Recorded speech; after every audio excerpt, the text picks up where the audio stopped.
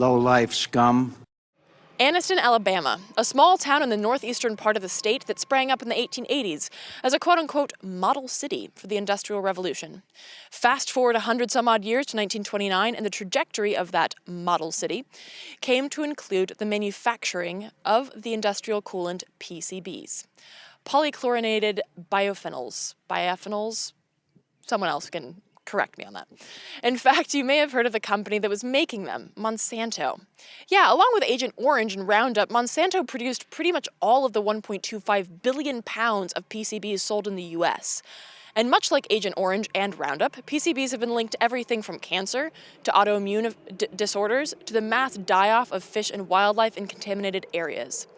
Before last week, this story was just kind of another old corporate malfeasance story stuck in the courts of a paid-off justice system, flanked by dying people and destroyed natural habitats. But last week, a tiny little clause brought this issue into the national spotlight. Before I dig into the present, let's take a quick look at the past so you know what the fuck the context is. Internal memos and indeed their own research show that as soon as 1935, Monsanto was aware that PCBs were harmful to workers in the factory and to the areas around the factory, including the air, the soil, and the water. Take this memo from one of Monsanto's own scientists who tested PCBs on lab animals and fish. The PCBs are exhibiting a greater degree of toxicity than we had anticipated. Doses which were believed to be okay produced 100% kill. So Monsanto did what any self-respecting corporation would do, kept that shit quiet and kept the profits coming. As the Chemical Industry Archives noted in their research on this case, for nearly 40 years, unfiltered and untreated PCB waste was discharged directly into streams or dumped in landfills around town. Monsanto employees also carried the chemical, sold under the brand name Aerochlor, home on their work clothes. And while Monsanto stopped manufacturing PCBs in Anniston in 1971, the plant continued to discharge smaller quantities of PCBs in its waste as a result of continued production of related compounds. Now, fast forward to 2000, the people of Anniston did win a $700 million settlement against Monsanto in order to assist in cleanup and healthcare costs, which sounds like a lot to you and me, but to Monsanto, it's like a fraction of the about $20 billion that they make in an average year. I don't know what fraction that is, but it's a small one. And even still, Monsanto has predictably done all in their power to weasel out of this legal mandate, spending twice as much money on lawyers as they have on cleanup.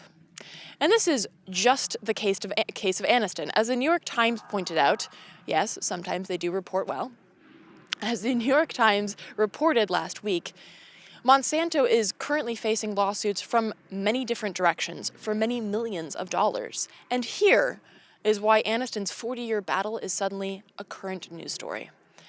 Right now, Congress is working to reform the Toxic Substances Control Act, which is in dire need of reform. Even the limp-dick EPA noted that the act is currently so unworkable that as many as 1,000 hazardous chemicals still on sale today need to be evaluated to see if they should be banned or restricted. So yeah, that all sounds like a case of about fucking time. But couched within this bill is a tiny little tidbit that could excuse Monsanto of any liability in the poisoning of people and planet for more than 4 fucking decades. Section 7C. This clause would block PCB lawsuits by state and local governments as well as American citizens. It would also prevent states from passing their own PCB regulations. Sounds like GMO, doesn't it? As John Fisk, one of the lawyers representing the 6 cities suing to collect money from the company to help cover cleanup costs, told the New York Times, taxpayers and public entities would be left holding the bag to pay hundreds of millions of dollars, if not billions of dollars, cleaning up Monsanto's PCBs. Speaking of GMOs, this news, of course, comes at the same time as that roided-up version of the Dark Act makes its way through Congress, and House aides have the fucking gall to suggest that this clause has nothing to do with protecting Monsanto, which is the only company that made PCBs in the U.S. Calling Monsanto low-life scum at this point is basically redundant. But we need to call out the legislators as well. An online petition opposing Clause 7 is already at more than 70,000 signatures. Add your name to it. call, email, knock on doors, and for fuck's sakes, join the movement against Monsanto. You can go ahead and mark your calendars for May 21st, the International Day to March Against Monsanto. More on that and the movement at march-against-monsanto.com.